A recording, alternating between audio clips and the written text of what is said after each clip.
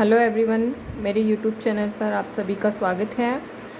आप सभी के लिए एक साइंस का छोटा सा टॉपिक लेके आई हूँ जिसके मैंने शॉर्ट नोट्स बनाए हैं। आपके सभी एग्ज़ाम्स के पर्सपेक्टिव से मैंने नोट्स बनाए हैं। आई होप आपके लिए हेल्पफुल होंगी। तो हम लोग पढ़ते हैं एंडोक्राइन ग्लैंड, एक्सोक्राइन ग्लैंड, अंतःस्रावी ग्रंथि, बहिःस्रावी ग्रंथि, बट एक्चुअल में बनती कैसे हैं, कैसे इनका ओरिजिन होता है, क्या होता है एंडोक्राइन सिस्टम, सिक्रेशन वगैरह, एंजाइम्स, हार्मोन्स, ये सारी चीज़ें थोड़ा सा हम बेसिक देख लेते हैं। एक छोटा सा वीडियो है। तो सबसे पहले हम देखेंगे कि भी एंडोक्राइन सिस्टम जो है वो बनता कैसे है।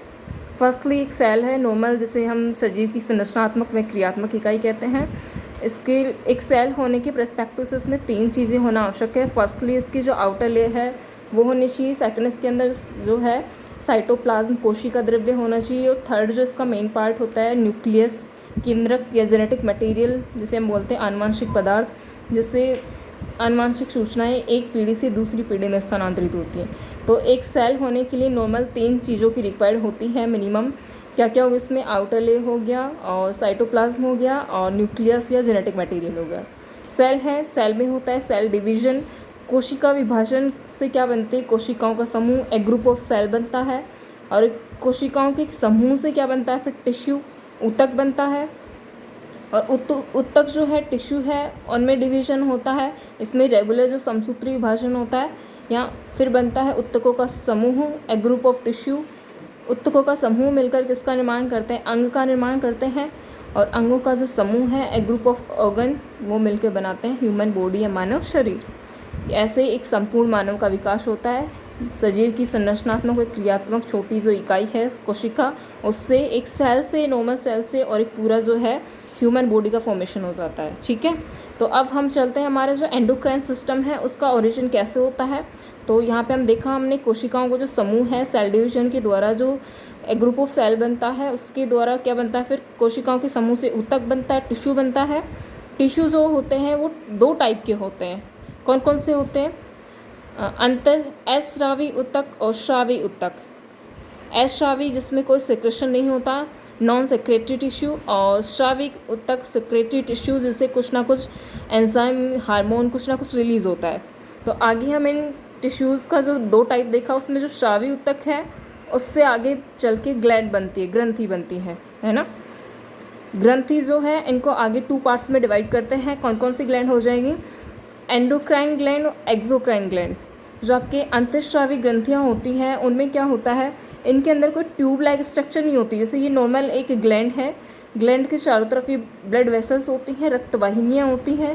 ये जो ग्रंथि है, इससे जो भी हार्मोन निकलता है वो हार्मोन रक्त में छोड़ा जाता है सीधा, क्योंकि इनके पास जो है अपना स्रावी पदार्थ जो हार्मोन है उसके सिक्रेशन के लिए कोई ट्यूब लाइक या नलिका संरचना नहीं होती है। इनका जो भी स्रावी पदार्थ हार्मोन के रूप में होता है वो डायरेक्ट रक्त में छोड़ा जाता है, और रक्त के द्वारा जो है जिस भी प्रभावी अंग तक उस हार्मोन को पहुंचना होता है वो रक्त के द्वारा पहुंचता है। उसे बोलते हैं हम अंतःस्रावी ग्रंथि।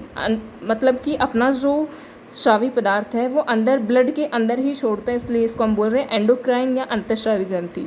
और इसको नलिका विहीन ग्रंथि भी कहते हैं, क्योंकि इनमें ट्यूब लाइक या नलिका जैसी कोई संरचनाएं नहीं होती है।